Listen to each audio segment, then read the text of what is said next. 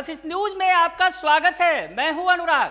बिहार में जातीय जनगणना को लेकर किचकिच मची हुई है। सियासत में लूटने की होड़ मची हुई है, श्रेय लूटने की होड़ मची हुई है।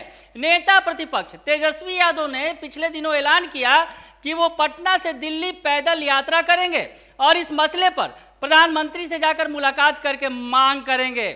और इसके बाद कहीं ना कहीं उन्होंने सीएम नीतीश कुमार को अल्टीमेटम दिया कि वो अपना जो स्टैंड है 72 घंटे में क्लियर कर दें, नहीं तो वो अपना अगला कदम उठाने जा रहे हैं। और इसके बाद सीएम नीतीश कुमार की तरफ से नेता प्रतिपक्ष तेजस्वी यादव को बुलावा आया। दोनों ने बंद कमरे में मुलाकात की और उसके बाद जो बातें हुई, बाहर निकलकर नेता प्रतिपक्ष तेजस्वी यादव ने कहा कि सीएम नीतीश कुमार ने भरोसा दिया है, इसलिए वो इंतजार करेंगे, फिलहाल पैदल मार्च नहीं करेंगे दिल्ली तक। यानी दोनों नेताओं के बीच बात बन गई।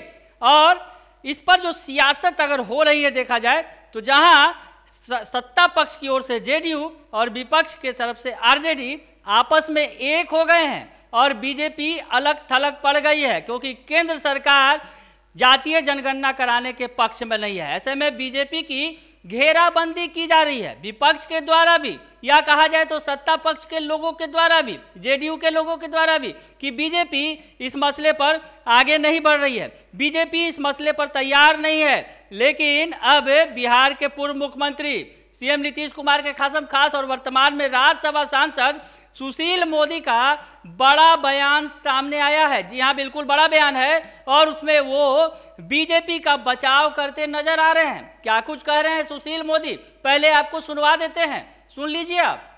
भारतीय जनता पार्टी के बारे में दुष्प्रचार किया जा रहा है कि वह जातीय जनगणना के विरोध में है। मैं आपको याद कराना चाहूँगा कि बिहार विधानसभा और विधान परिषद से दो बार सर्वसम्मत प्रस्ताव पारित हुआ और इन दोनों सर्वसम्मत प्रस्ताव में भारतीय जनता पार्टी शामिल थी। अगर हम इसके विरोध में होते तो हम सर्वसम्मत प्रस्ताव में शामिल क्यों होते? झारखंड विधानसभा ने भी सर्वसम्मत प्रस्ताव पारित किया जिसमें भारतीय जनता पार्टी शामिल थी। और जब माननीय प्रधानमंत्री श्री नरेंद्र मोदी जी से ऑल पार्टी डेलीगेशन मिलने के लिए गया, अपनी सरकार के वरिष्ठ मंत्री से जनक राम जी को उसमें शामिल किया। उस डेलीगेशन की मांग थी कि बिहार के अंदर जातीय जनगणना कराई जाए। तो जब अगर हम उस जनगणना के विरोध में होते, उस डेलीगेशन में क्यों शामिल होते? यहाँ तक कि झारखंड सरकार की ओर से भी एक डेलीगेशन गया था जिसमें बीजेपी के प्रदेश के अध्यक्ष श्री दीपक प्रकाश भी शामिल थे और इन दोनों की मांग थी कि केंद्र की सरकार जातीय जनगणना कराए। लेकिन मित्रों, जब केंद्र की सरकार ने स्पष्ट कर दिया कि केंद्र के लिए जातीय जनगणना कराना संभव नहीं है, तो राज्य स्वतंत्र है, तो हम कभी भी जातीय जनगणना के विरोध में नहीं रहे।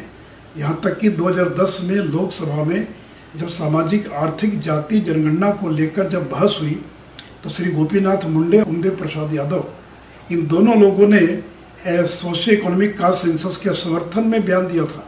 बीजेपी ने कभी विरोध नहीं किया था। यहाँ तक कि कर्नाटक और तेलंगाना में जब जनगणना हुई तो बीजेपी ने इसका विरोध नहीं किया। तेलंगाना में समग्र कुटुंब सर्वे हुआ और तेलंगाना में भी 2015 के अंदर कांग्रेस सरकार के दौरान गणना हुई थी। तो इसलिए ये बेबुनियाद और कि भारतीय जनता पार्टी जातीय जनगणना के विरोध में है। ये बात अलग है कि केंद्र सरकार के लिए संभव नहीं है कराना, परंतु कोई राज्य सरकार अगर कराना चाहे तो स्वतंत्र है। इसलिए ये बेबुनियाद और भ्रामक है। भारतीय जनता पार्टी जातीय जनगणना के विरोध में है। तो सुन लिया आपने कि सुशील मोदी जो कभी नीतीश कुमार के खासम खास थे, नंबर 2 थे बिहार सरकार में और बीजेपी के सीनियर मोस्ट लीडर हैं, वर्तमान में राज्यसभा सांसद हैं। हालांकि 2020 के चुनावों के बाद बीजेपी ने उन्हें कहीं ना कहीं किनारे लगा दिया, केंद्र में भेज दिया और बिहार की सियासत से अलग कर दिया। लेकिन बिहार की सियासत में उनका इंटरेस्ट कभी भी कम नहीं रहा है और लगातार वो बीजेपी के लिए खड़े होते रहे हैं। लालू परिवार के खिलाफ भी खड़े होते रहे हैं मुखर तौर पर।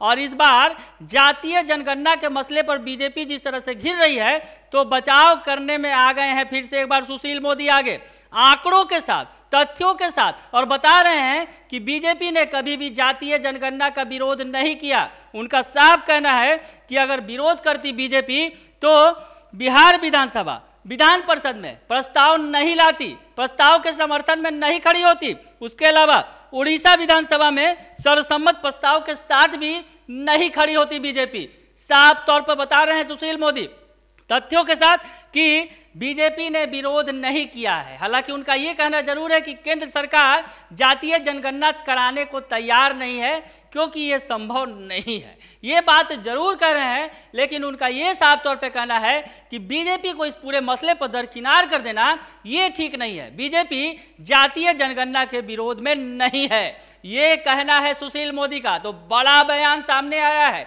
अब इस बयान के क्या मायने समझे जाए, क्या कुछ समझा जाए, क्योंकि केंद्र सरकार तो किसी कीमत पर तैयार नहीं है कि जातीय जनगणना कराई जाए। लेकिन जो सुशील मोदी का जो बयान है और जिस तरह से वो इसके समर्थन में दलीलें देते दिख रहे हैं, तो ऐसे में सियासत अब कौन सा रंग दिखाएगी, ये बड़ा दिलचस्प होगा देखना। तो बने रहिए कशिश न्यूज के साथ, तमाम खबरों से आपको अपडेट रखेंगे। फिलहाल के लिए इतना ही, धन्यवाद।